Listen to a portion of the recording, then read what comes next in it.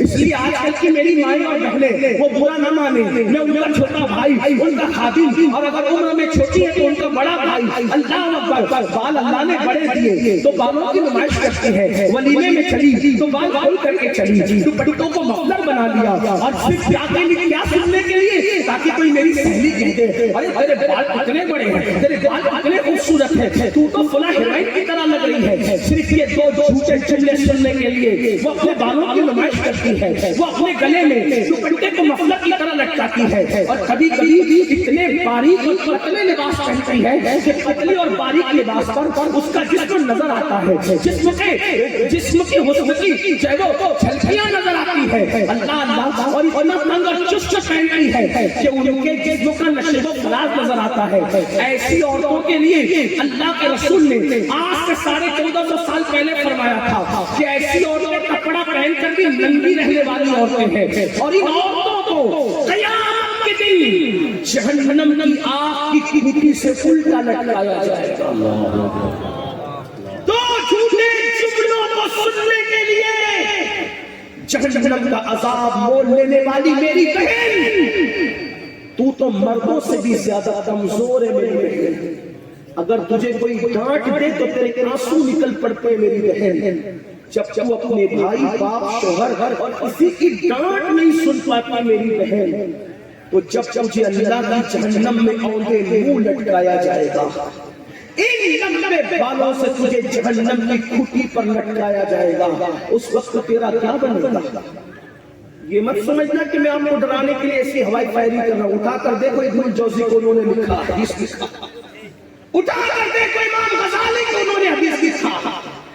اتنا کمزور جسم ہے میری بہنوں تمہارا کہ مچھر اور مکھی کا ڈنک تم سے برداشت نہیں ہوتا، اور تم گلے میں دوپٹہ لٹکا کر، گلے میں دوپٹہ نہیں لٹکا رہی ہو، گلے میں جہنم کی آگ کا توق لٹکا رہی ہو۔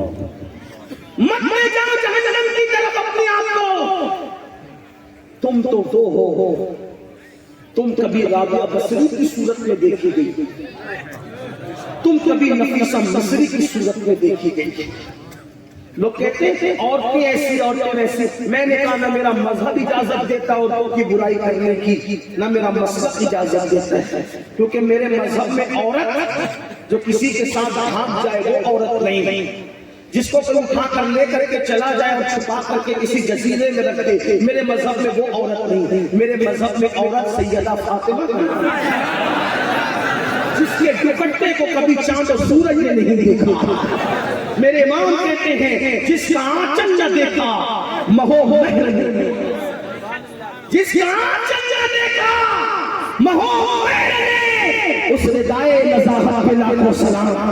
ہمارے مذہب میں عورت بہت بلند ہے، ہمارے مذہب میں عورت سیدہ زینب کو کہا جاتا ہے۔ وہ زینب جس نے جب دربار یزید میں خطبہ دیا تو آج بھی یزید کے دربار کی در و دیوار زینب کے خطبے سے ہیبت زدہ ہے، اور کہنے والا کہہ رہا ہے دربار میں بولی بھی تو لہجے میں علی کے، دربار میں بولی بھی تو لہجے میں علی کے، زینب نے کسی حال میں پردہ نہیں چھوڑا۔ نعرہ تکبیر، نعرہ رسالت، یشکری میلاد النبی، عظمت اہل بیت اطہار۔ عورت کبھی فاطمہ، کبھی عائشہ صدیقہ، کبھی خدیجہ الکبریٰ، کبھی نفیسہ مصری۔ لوگ کہتے ہیں عورتوں میں بھی کوئی ولی ہوا ہے۔ میں نے کہا عورتوں میں ایسی ایسی ولیاں ہوئی ہے کہ مرد جیسے ولی ان کے سامنے پردے کے پیچھے ہاتھ باندھ کے کھڑے رہتے ہیں۔ آپ نے کبھی سنا؟ ایک نام پیش کرتا، حضرت امام شافعی، محمد بن ادریس شافعی کا نام سنا نا؟ امام شافعی مجتہد مطلق ہے، اور مجتہد مطلق جس کو کہتے ہیں یہ علماء جانتے ہیں۔ جن چار ائمہ کے مسالک کی پیروی کی جاتی ہے اس میں سے حضرت امام شافعی ہے۔ جانتے ہیں امام شافعی کو؟ وہ شافعی جو لاکھوں حدیث کے حافظ، وہ شافعی جس کی کبھی تہجد فوت نہ ہوئی، لیکن جب دنیا سے جانے لگے تو توجہ کرنا، دنیا سے جانے لگے تو جاتے جاتے فرمایا جب میرا انتقال ہو جائے تو میرا جنازہ حضرت نفیسہ مصری کے گھر کے پاس سے لے کے جانا، میرا جنازہ نفیسہ مصری کے گھر کے پاس سے لے کے جانا۔ تو کیوں؟ نفیسہ مصری میں کیا رکھا تھا؟ وہ کہا اس ولیہ کے دروازے سے میرا جنازہ گزرے گا تو اسی کی نسبت سے اللہ میری مغفرت فرما دے گا۔ یہ نفیسہ مصری کون ہے؟ یہی نفیسہ مصری ہے جس کو حسنی اور حسینی شہزادی ہونے کا شرف حاصل ہے۔ یہ اپنے وقت کی عظیم قطب کے منزل پہ، قطب کے منزل پہ فائز ہے۔ مصر میں ان کا مزار موجود ہے، جا کر کے پوچھو اعلیٰ حضرت امام احمد رضا سے۔ امام احمد رضا احسن الویاء، یہ آدابی دعا جو جس پر وہ زین المدعا لکھتے ہیں، اپنے والد کی کتاب پر جو شرح لکھتے ہیں اس میں وہ لکھتے ہیں کہ جہاں دعا بلا شرط قبول ہوتی ہے تو ان جگہوں میں جہاں دعا بلا شرط قبول ہوتی ہے ان جگہوں میں سے جگہ حضرت نفیسہ مصری کا مزار بھی ہے، جہاں جا کر دعا کی جائے تو دعا قبول ہوتی ہے۔ اگر عورت متقی بن جائے، اگر عورت پارسا بن جائے، اگر عورت پرہیزگار بن جائے تو اس کا مزار بھی مستجاب الدعوات کا مقام بن سکتا ہے۔ اللہ اکبر۔ میرے آقا علیہ السلام کی کنیزوں، اس لیے میری بہنوں، عورتوں سے میں بہنوں سے کہتا ہوں تم سیریل دیکھنے کے لیے نہیں ہو میری بہن، تم فلم دیکھنے کے لیے نہیں ہو میری بہن، تم ہدایت نقل کرنے کے لیے نہیں ہو میری بہن، تمہاری گود میں کبھی بابا فرید جیسا پلا ہے، تمہاری گود میں کبھی نظام الدین اولیاء جیسی ہستی پلی ہے، تمہاری گود میں اللہ اکبر کبھی صابر کلیہ جیسی ہستی پلی ہے، تمہاری گود میں کبھی شیخ عبد القادر جیلانی جیسی ہستی پلی ہے۔ کسی نے رابعہ بصری سے کہا تھا رابعہ تجھے عورت ہونے پہ بڑا ناز ہے، رابعہ تجھے عورت ہونے پہ بڑا ناز ہے، کیا تیرے علم میں یہ بات ہے کہ کوئی عورت نبی نہیں ہوئی، کوئی عورت نبی نہیں ہوئی، کوئی عورت نبی نہیں ہوئی، تجھے عورت ہونے پہ بڑا ناز ہے، نبی تو سارے مرد ہی مرد ہوئے پھر بھی تجھے عورت ہونے پہ ناز ہے۔ تو رابعہ نے ہنس کے کہا ہاں پھر بھی عورت ہونے پہ ناز ہے، اس لیے میں جانتی ہوں کہ کوئی عورت نبی نہیں ہوئی، لیکن نبی بغیر باپ کا تو پیدا ہوا مگر بغیر باپ کا پیدا نہیں ہوا۔ سوائے حضرت آدم علیہ السلام کا جو پہلے انسان تھے، آپ اندازہ فرمائے ہر نبی ماں کی گود میں پلا ہے، میرے نبی ماں کی گود میں پلے، حضرت عیسیٰ ماں کی گود میں پلے، حضرت موسیٰ ماں کی گود میں پلے، داؤد ماں کی گود میں پلے، ایوب ماں کی گود میں پلے، ذوالقرنین ماں کی گود میں پلے، عزیر ماں کی گود میں پلے۔ پتہ چلا ماں کی گود کا تقدس کتنا ہے۔ کسی انگریز مفکر نے کہا تھا تم مجھے اچھی مائیں دے دو میں تمہیں اچھی قوم دے دوں گا۔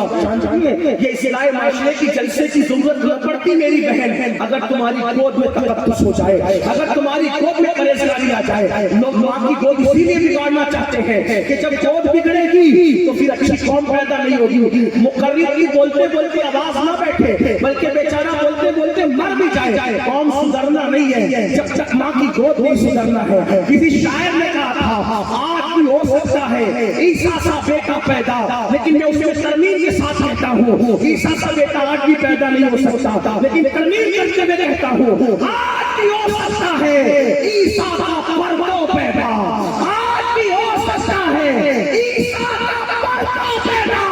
ماں کی گود بھی ملتی نہیں مریم کی طرح، اگر ماں کی گود مریم کی طرح مقدس ہو جائے تو عیسیٰ کا غلام پیدا ہوگا، لیکن اللہ آج پورا تحصیل کا میری بہنوں نے فلمیں اور سیریل دیکھ کر اپنی آنکھ کو اس راستے پہ ڈال دیا۔ اس لیے میں آپ سے بھی کہتا ہوں آپ نہ بگڑنا، مرد بگڑتے ہیں تو عورتوں کا کردار اللہ کے عذاب کو روکتا ہے، لیکن جب عورتیں بگڑ جاتی ہیں تو پھر کوئی چیز اللہ کے عذاب کو نہیں روک سکتی۔ اللہ اکبر۔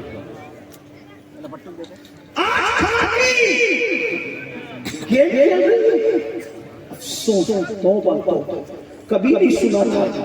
میرے عزیز دوست نے مجھے گجرات میں کہا کہ عورتیں گیم کھیل رہی ہیں، جوا بھی کھیل رہی ہیں۔ میں نے کہا تیرے سوا کوئی کہا ہوتا تو میں اس کو جھوٹا کر کے بھگا دیتا، لیکن تو بہت بڑا اتنا ہے کہ تو نے سچی بات رونے کو جی چھوڑا۔ جس گود کے اندر اللہ والے پل پل تھے وہ گود اتنی آوارہ ہو جائے گی، اس گود میں اتنی گندگی آ جائے گی، تو اللہ فرماتا ہے جب تم میرے ساتھ بغاوت کرتے ہو بغاوت، تو اللہ فرماتا ہے پھر میں تم پر ظالم برا مسلط کرتا ہوں۔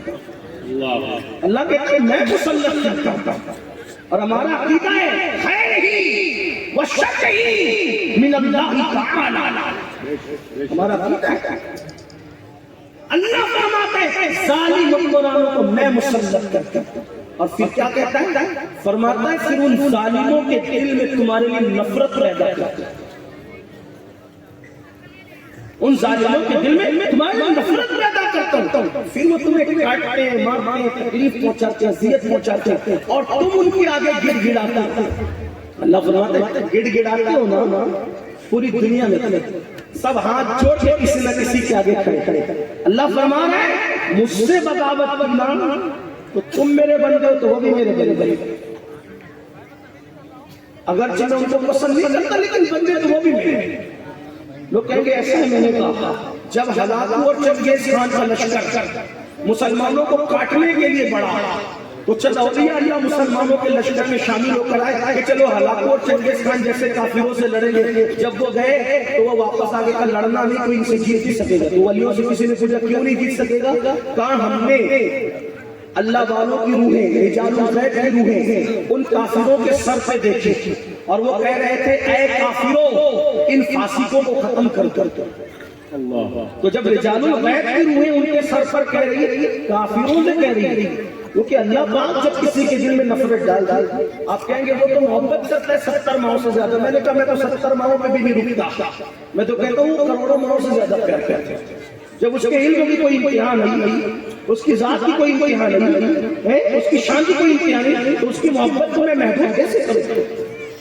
وہ محبت کرنے میں بھی بے مثال ہے، لیکن یاد رکھنا جیسے وہ محبت کرنے میں بے مثال ہے ویسے ہی غیرت کرنے میں بھی بے مثال ہے۔ اس کو کیا سمجھتے ہو؟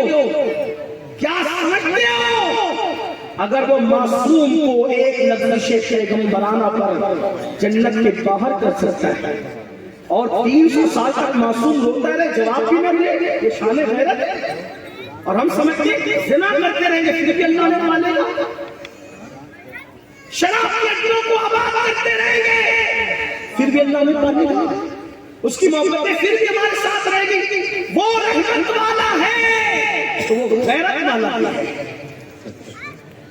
جب وہ اپنے معصوموں کے ساتھ یہ کرتا ہے غیرت، تو میری تمہاری اوقات اور حیثیت کیا ہے؟ اس نے معصوموں کے ساتھ جو غیرت کی ہے آپ کو حیرت ہو؟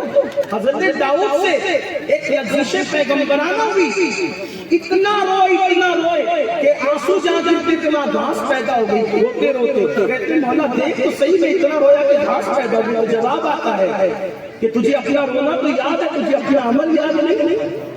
آپ کیا سمجھ رہے ہو؟ اللہ محبت بھی کرتا ہے، وہ غیرت بھی کرتا ہے، اس لیے اللہ کے بندو کان کھول کر سن لو۔ اللہ فرماتا ہے پھر میں ان کے دل میں تمہارے لیے نفرت پیدا کرتا ہوں، وہ تمہیں ستاتے ہیں، مارتے ہیں، تکلیف اور تم ان کے سامنے گڑ گڑاتے ہو۔ پھر اللہ فرماتا ہے حدیث قدسی ان کے سامنے گڑ گڑانے سے کچھ نہیں ہوگا۔ گڑ گڑا لو سب کے سامنے، چاٹ میں جوتیاں سب کی، چاٹ میں تلوے سب کے، چوکھٹ پر کسی کے بھی پڑ جاؤ، اللہ نے کہا کام نہیں ہو سکتا تو نہیں ہو سکتا۔ مشکات اٹھا کے دیکھ لیا، مشہور کتابیں انٹرنیٹ پہ جا کے آپ کو مل جائے۔ اللہ فرماتا ہے وہ تمہیں تکلیف پہنچائیں گے، ان کے پاس گڑ گڑانے سے کام نہیں بنے گا۔ تو اللہ کیا فرماتا ہے کام کیسے بنے گا؟ فرمایا ان کے پاس نہ گڑ گڑاؤ، توبہ کرو اور میری بارگاہ میں گڑ گڑاؤ، میں تمہارے حالات کو تبدیل کر دوں۔ سبحان اللہ، ماشاءاللہ۔ اب اپنے مسائل کا حل پتہ چلا، مسائل کا حل کیا؟ گفتگو سمیٹ میں توجہ کرنا۔ مسائل کا حل کیا ہے؟ توبہ۔ کس نے کیا کیا وہ اچھی طرح جانتا ہے، کس نے کتنا بڑا جرم کیا وہ اچھی طرح جانتا ہے، کس کی راتیں کیسی گزرتی وہ اچھی طرح جانتا ہے، کون تاش کے پتے کھیلتے وہ اچھی طرح جانتا ہے۔ کون عورتوں کے ساتھ بدی کرتا ہے وہ اچھی طرح جانتا ہے، کون لڑکوں کے ساتھ بدی کرتا ہے وہ اچھی طرح جانتا ہے، کسی کو بتانے کی ضرورت نہیں، کون نرم نرم گڈوں پہ لے کر جن کی فلمیں دیکھتا ہے وہ اچھی طرح جانتا ہے، انسان اپنے آپ کو اچھی طرح جانتا ہے۔ اقبال نے کہا تھا اپنے من میں ڈوب کر تاجا سراغ زندگی، اپنے من میں ڈوب کر تاجا سراغ زندگی، تو اگر میرا نہیں بنتا نہ بن، اپنا تو بن، اگر اپنے مسائل کا حل چاہتے ہو، کتنا آسان ہے، دو جملوں میں کتنا آسان ہے، اپنے مسائل کا حل چاہتے ہو ایک کام کرو، توبہ کرو، اللہ کو منا لو، گڑ گڑا لو اللہ کی بارگاہ میں۔ اور ایک بات آپ کو بتاؤں میرے بھائیوں اور میری بہنوں، سب کو منانا مشکل ہے، سب سے آسان رب کو منانا ہے۔ اللہ بہت پیار کرتا ہے بندوں سے، اس کو مناؤ تو آنسوؤں کی سوگات پیش کرو، وہ راضی ہو جائے گا، توبہ کرو وہ راضی ہو جائے گا۔ ارے شب برات اسی لیے تو آتی ہے، شب قدر اسی لیے تو آتی ہے، رمضان المبارک کی پیاری پیاری راتیں اسی لیے تو آتی ہے تاکہ کوئی گڑ گڑا لے، بلکہ شب برات اور شب قدر کی بات تو اپنی جگہ۔ میرا اللہ تو ابو داؤد شریف کی حدیث ہے، میرا اللہ تو ہر رات کے آخری حصے میں اپنی شان کے مطابق پہلے آسمان میں تجلی کرتا ہے اور پکار پکار اس کی رحمتیں کہتی ہے، کون ہے میرا بندہ جو مجھ سے مغفرت کا سوال کرے تاکہ میں اس کے گناہوں کو معاف کر دوں۔ اللہ کی رحمتیں پکار کے کہتی ہے، کون ہے روزی کا طلب کرنے والا تاکہ میں اس کو روزی عطا کروں، کون ہے اپنے مسائل کا حل طلب کرنے والا تاکہ میں اس کے مسائل کا حل عطا کروں۔ میں آپ سے پوچھنا چاہتا ہوں، سب کے دروازوں پہ گڑگڑانے والوں، سب کے دروازوں پر دستک دینے والوں، آؤ نا ذرا اپنے اللہ سے صلح کریں، اپنے اللہ کو منائیں، اپنے اللہ کو راضی کریں، کر لے گناہوں سے توبہ۔ ابھی آپ کے ہمارے برادر عزیز رکن مجلس شورا مولانا خالد رضوی صاحب سے سنا کہ 2 دن کے بعد شب برات آ رہی ہے، آؤ اپنے اللہ کو مناؤ۔ ہر رات میں رات کی آخری حصے میں تجلی ہوتی ہے، لیکن شب برات میں سرے شام ہی سے تجلی کی جاتی ہے، یعنی سورج غروب ہوتا ہے اور تجلی کی جاتی ہے۔ کہا جاتا ہے مانگو کیا مانگتے ہو، مانگو کیا مانگتے ہو۔ مسلمانوں اتنے غافل ہو گئے، اللہ کی رحمتیں پکار پکار کے کہہ رہی ہے توبہ کر لو، معافی مانگ لو تاکہ معاف کیا جائے، تمہارے مسائل کا حل پیش کیا جائے۔ اللہ اکبر، ہم سب کے پاس گڑ گڑانا چاہتے ہیں، رب کے پاس گڑ گڑانا نہیں چاہتے۔ آئیے آپ کو بتاؤں میرا اللہ کیسا کریم ہے، اللہ سے زیادہ، جملے پہ غور کرو، اللہ سے زیادہ ہم سب کوئی محبت بھی کرتے ہیں۔ توجہ آپ کی، اللہ سے زیادہ کوئی ہم سے محبت، سب سے زیادہ کون محبت کرتا ہے؟ لیکن یہ بھی مت بھولنا کہ وہ غیرت بھی اتنی کرتا ہے۔ فقیہ ابو اللہ سمرقندی اپنی کتاب میں ایک روایت لکھتے ہیں جس کو اپنے الفاظ کے جامع میں پیش کرتا ہوں۔ توجہ، اللہ کے رسول علیہ السلام نے مہاجر اور انصار میں اپنے مواقعات قائم کیے، ایک کو ایک کا بھائی بنایا، کوئی ایک کا بھائی بنایا۔ ایک کا آپ نے سنا ہوگا مشہور بات، ایک جوان کو ایک صحابی کا بھائی جنگ تبوک میں سب صحابہ چلے، اس صحابی نے اس جوان کو کہا میں جنگ میں جا رہا ہوں تبوک میں، تم نے یہی رہنا، تم نے نہیں آنا، تم نے یہی رہنا۔ انہوں نے کہا ٹھیک ہے، میں تمہارے گھر کی دیکھ ریکھ کروں گا۔ فقیر لکھتے ہیں، علماء جانتے ہیں کہ فقیر کتنے بڑے فقیر ہیں۔ فقہ حنفی کی تاریخ جب مرتب ہوگی تو جس طریقے سے کھانے میں نمک کے بغیر کھانا مکمل نہیں ہوتا، فقیہ ابو اللیث کے بغیر فقہ حنفی کی تاریخ اور اس کی تاریخ مرتب نہیں ہو سکتی۔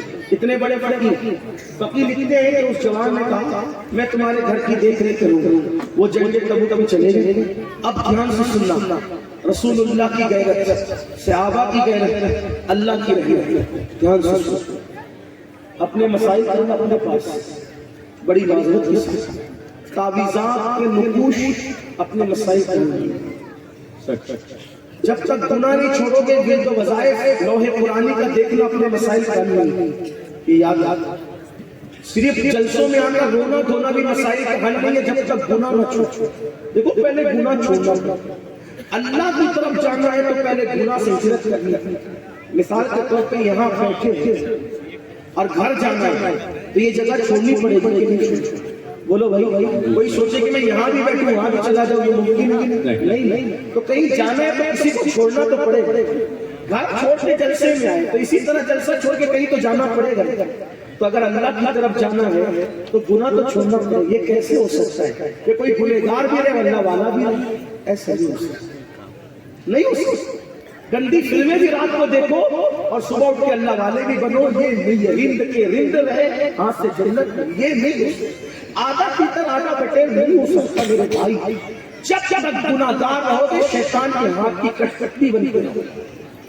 جب تک گناہ سے ہجرت نہیں کرو گے، جب تک گناہ سے باہر نہیں نکلو گے، جب تک گناہ کو جو ہے وہ لعنت کرتے ہیں گناہ کا جو ہے وہ جنگل نہیں کرو گے، اس وقت تک کہ اللہ کا قرب نصیب نہیں ہو سکتا.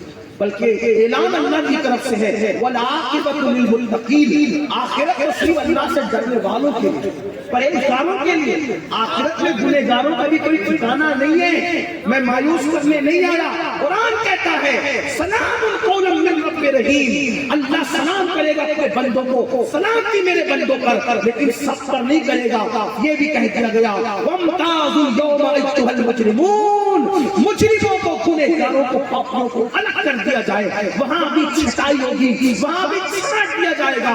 اپنے ہاتھوں سے گناہ کرنے والوں، رات کی تاریکیوں میں گناہوں کے اڈوں کو آباد کرنے والوں، مجرموں کو نہ یہاں کوئی پناہ ہے نہ وہاں کوئی پناہ ہے.